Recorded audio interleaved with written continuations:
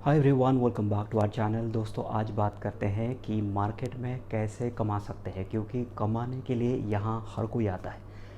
But होता ये है कि पहले पहले तो वो थोड़ा बहुत एक्साइटमेंट में कमा लेता है, बट उसके बाद उसको रिटेन करना बहुत मुश्किल होता है। यहाँ पे बहुत सारे लोग ऐसे आते हैं और जाते हैं, ऐसे आते रहेंगे जाते रहेंगे, क्योंकि ये एक बिज़नेस है।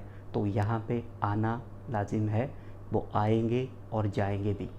बट मैं चाहता हूँ कि आप यहाँ रुके, क्योंकि आप रुकेंगे आपको बहुत सारा पैसे मिलती रहेगी और आप ज़िंदगी में खुश होते जाएंगे और बाकी लोगों को भी स्प्रेड करते जाएंगे।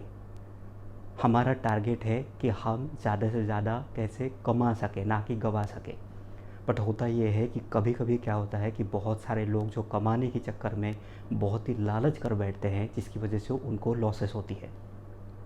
तो लॉसेस कैसे ना हो और कैसे इस चीज़ों को सीख सके, आई मीन टू से कि कैसे हम जो लॉसेस है उसको मिनिमाइज़ करते हुए उसको आगे बढ़ सके। जैसे सोच लीजिए कि आप एक बाइक चलाना नहीं जानते और आप बाइक चलाना सीखते हैं। बट आपको किसी ने ऐसा बोल दे कि भाई बाइक में तो बहुत सारा एक्सीडेंट होता है, तुझे पता है इंडिया में इतना सारा एक्सीडेंट्स है। तो इसका मतलब आप डर के मारे छोड़ देंगे? नहीं ना, क्योंकि आप एक चीज़ सीख जाएंगे तो आपको बहुत बेनिफिट मिलने वाले हैं आगे जाके। तो क्यों ना इसी तरह हर चीज़ में सीखना बहुत ज़रूरी है। इसकी वजह से आप सीखते रहिए। इसकी वजह से मार्केट में जब भी आप आते हैं, आप एक लॉन्ग टर्म का व्यू लेके आइए। कभी भी ये मत सोचिए कि मुझे कल चला जाना है, परसों चला जाना है, हो सकता है 1 महीने बाद, हो सकता है 1 साल बाद। आप यहाँ रिटेन करेंगे तो आपको इतना पैसा मिलेगा जितना आपने कभी नहीं सोचा होगा। है ना इंटरेस्टिंग बात। और ये जो है, ये ऑलरेडी बहुत सारे लोगों ने बनाया है, जैसे कि वॉरेन बफेट, जो कि top 10 in the world list में आज तक है। उन्होंने अपनी इसी ज़िंदगी के अंदर इतने सारे पैसे कमाए। आप वो छोड़ दीजिए, इंडियन मार्केट देख लीजिए, जैसे कि राकेश झुनझुनवाला हो गए, जैसे कि विजय केडिया हो गया, कितने सारे पैसे उन्होंने कमाया। तो आप भी कमा सकते हैं। बट होता ये है कि थोड़ा सा आप रिस्क को समझ के चलिए।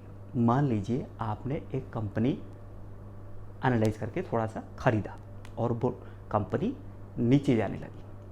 तो यदि कंपनी का फंडामेंटली कोई चेंजेस नहीं हुआ है तो आप उसको रिटेन कर सकते। बट लालच नहीं चाहिए। जैसे कि मान लीजिए, ये एक एग्जांपल के लिए, कि रिलायंस पावर का स्टॉक, रिलायंस का अच्छा नाम है, हर किसी को रिलायंस का पता है। बट ये जो कंपनी थी, देखो कितना जल्दी कितना नीचे गिरा। और जिसको लगा होगा भाई इतना महंगा स्टॉक था, अभी इतना सस्ता मिल रहा है, ले लेता हूँ। पता चला वो और आधा हो गया। फिर और आधे में सोचा एवरेज कर लेता हूँ, वो और आधा हो गया। और आज देखो कहाँ से कहाँ पहुँच गया। तो आप ये गलती ना करें, क्योंकि इससे इतना सारा लॉसेस है। जो कंपनी 10% एक दिन में गिरता है, उस पर सोच लीजिएगा, उसको एनालाइज कर लीजिएगा कि ऐसा कैसे हो गया। क्योंकि ऐसा हुआ मतलब वो कंपनी स्टेबल नहीं हो सकती। तो कभी भी गिरते ही स्टॉक को, वो भी 10-10%, कभी हाथ मत लगाइएगा, नहीं तो आपको पक्का नुकसान होगा। दूसरा है कि कंपनी जब भी आप लेते हैं तो कंपनी चलती कैसे है, प्रॉफिटेबिलिटी के ऊपर। जैसे कि गवर्नमेंट बैंक्स आप देख सकते हैं, वो प्रॉफिट के लिए काम बिल्कुल नहीं करते। वो कैसे काम करते हैं कि वो ज़्यादा से ज़्यादा लोगों को सर्विस कैसे दे सके, ज़्यादा से ज़्यादा लोगों को रीच आउट कैसे कर सके। उनका काम प्रॉफिट कमाना नहीं है। बट हमारा काम है कि हमें ज़्यादा से ज़्यादा प्रॉफिट हो। यदि हम प्रॉफिट ही नहीं होगा तो हम यहाँ आए ही क्यों है।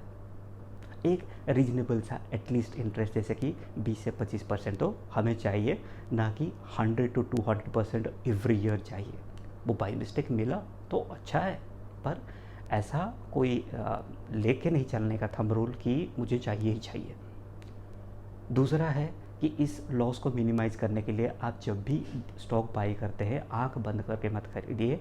कभी भी आप कोशिश कीजिए कि उससे ज़्यादा से ज़्यादा एनालाइज करके बाई करें। और कभी भी ऑलमोस्ट 52 वीक्स हाई में मत खरीदिएगा। उसको कम से कम थोड़ी सी डिस्काउंट ही सही, थोड़ा सा जब नीचे आएगा उस स्टॉक को ट्रैक कीजिए और उसको बाई कीजिए, जिस पे आपको मैक्सिमम बेनिफिट हो सकेगा। तीसरा है कि कभी भी जैसे मीडिया बोलता है कि ये स्टॉक खरीद लीजिए, 2 साल बाद आपको 10 गुना पैसा देगा, इसने देखो ऑलरेडी इतना बना चुका है, वो गलती से भी मत जाइएगा, क्योंकि मीडिया का काम है कि आप बाय करो, आप सेल करो और उनकी टीआरपी चलते रहे, आप उनका चैनल देखते रहो और ऐसे सिलसिला चलते रहे। पर आपका काम है उसको एनालाइज करके जितना ज़्यादा हो सके उतना ज़्यादा इन्फॉर्मेशन कलेक्ट करना और उस कंपनी को ट्रैक करना। और आप डेली न्यूज़ देखेंगे तो डेली कुछ ना कुछ तो न्यूज़ आएगा, चाहे वो पॉजिटिव हो या चाहे वो नेगेटिव हो। यदि पॉजिटिव तो आता है तो आपको बहुत खुशी होगी, बट यदि सोचो नेगेटिव आ गया तो क्या करोगे? नेगेटिव आ गया तो वो तो दिक्कत है।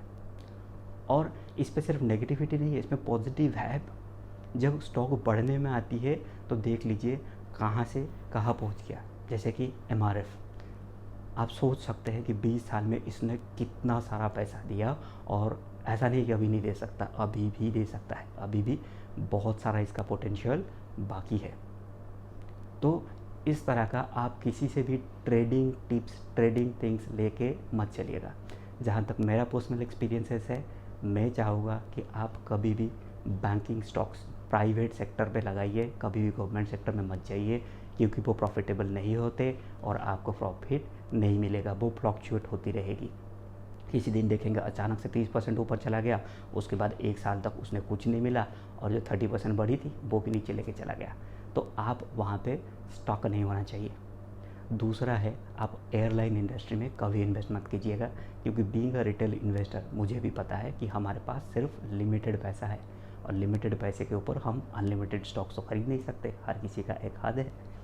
तो आप एयरलाइन स्टॉक में जाएंगे तो वहाँ पे आपको लॉसेस होगी, फिर आप फ्रस्ट्रेट हो जाएंगे, आप मार्केट से एग्जिट करने का सोचेंगे, बट आपका पैसा फंसा हुआ है तो आप एग्जिट भी नहीं कर सकते और बाई फोर्स आपको रुकना पड़ेगा। तो मैं चाहता हूँ कि आप इस पे भी इन्वेस्ट ना करें, या करते हैं तो आपका फाइनेंशियल एडवाइज़र से सजेशन लेके करें। तीसरा है कि फार्मास्यूटिकल्स में सिर्फ नंबर 1 या नंबर 2 पोजीशन पे आप जा सकते हैं, क्योंकि इस स्टॉक में भी बहुत सारा वॉलेटिलिटी है। जैसे कि क्योंकि इस पे US FDA का रेगुलेशंस है, जब अप्रूवल मिलती है तो स्टॉक अचानक से भागने लगती है, बट नहीं मिला तो वही स्टॉक गिर जाती है, फिर आपका पैसा स्टॉक हो जाएगा, फिर आप इंतज़ार करते बैठोगे कि कब मेरा प्राइस फिर वापस आएगा, है ना। तो इसकी वजह से वहाँ पे भी इन्वेस्ट मत कीजिएगा। और एक है रियल इस्टेट का पैसा एट ए टाइम आता है। जैसे कि आप मान सकते हैं कॉन्ट्रैक्ट मिला तो अचानक से वो न्यूज़ बेस पे ऊपर जाएगा, बट उनको भी पता है एक प्रोजेक्ट कंप्लीट होने के लिए कम से कम 3 से 4 साल लगता है। तो ये एक साइक्लिकल की तरह चलता है, तो इसकी वजह से आप उसको अवॉइड कीजिए। आप ऐसे कंपनीज़ को सिलेक्ट कीजिए जो सीरियसली कंपाउंडिंग करता रहे पैसे को, यानी कि हर महीना, हर साल, हर क्वार्टर में थोड़ा बढ़ते रहे, ना कि अचानक से ऊपर चला और अचानक से वो नीचे गिर गया, तो आपको उस पर दिक्कत होगी। और एक है कि आप जब भी पोर्टफोलियो बनाते हैं, जैसे वॉरेन बफेट ने बोला कि इसको डाइवर्सिफाई करके रखिए।